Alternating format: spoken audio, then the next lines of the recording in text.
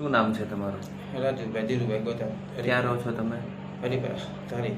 શું તકલીફ શું હતી તમને? પગના દુખાવાની. ડાબા પગના દુખાવા, ડાબા પગ. સાયટિકાની તકલીફ હતી. કેટલા વર્ષથી? 15 વર્ષથી. અને શું શું તકલીફ થતી? હાલવા ચાલવામાં? હાવ ચાલવામાં હાવ લંગડા જેવા હાલતા. બરાબર. અને સખત દવાઓ કેટલી જગ્યાએથી લીધી હતી? ઘણી ખરી દીધી લગભગ 15-20 થઈ જાય. ઓકે, પણ રાહત નહોતી. રાહત નથી. પછી આપણે ગયા અઠવાડિયે પહેલી જ વાર તમારું અગ્નિકર્મ સેશન આપણે કર્યું છે. હા. આજે તમે બીજી વાર આવ્યા છો. હા.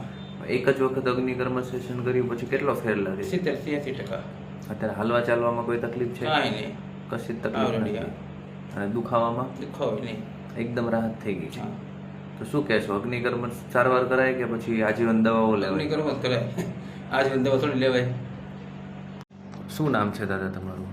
મારું નામ રવજીભાઈ, ક્યાંથી આવો છો? આંબાગાળાથી. ઓકે, શું તકલીફ શું હતી તમને? મને સાહેબ ગોઠણની તકલીફ હતી. જમણા આ ગોઠણમાં? જમણા ગોઠણની તકલીફ. ખાલી ગોઠણનો દુખાવો અને પાછળ આ દુખાવો ગોઠણને પણ? એની પાછળ દુખતું હતું. દુખાવાની હિસાબે શું શું તકલીફ થતી? એટલે બે ખાવામાં બહુ સાહેબ મને તકલીફ થતી. તમે ખેતી કામ કરો છો? આ ખેતી કામ એટલે વધારે તકલીફ થાય. વધારે તકલીફ થાય. કેટલા વર્ષ સહન કર્યું? એટલે કામ દુખાવો કેટલો ટાઈમ સહન કર્યો? દુખાવો તો સાહેબ કોઈ 4 મહિના જેવું થયું. 4 મહિના હા. સખત દુખાવો? હા, સખત દુખાવો.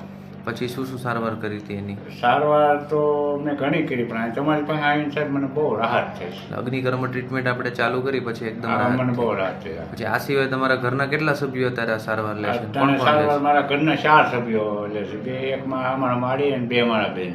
માડીને શું તકલીફ હતી? માડીને એ જ તકલીફ હતી. માડી તો હટોડા ઊભા નથી અને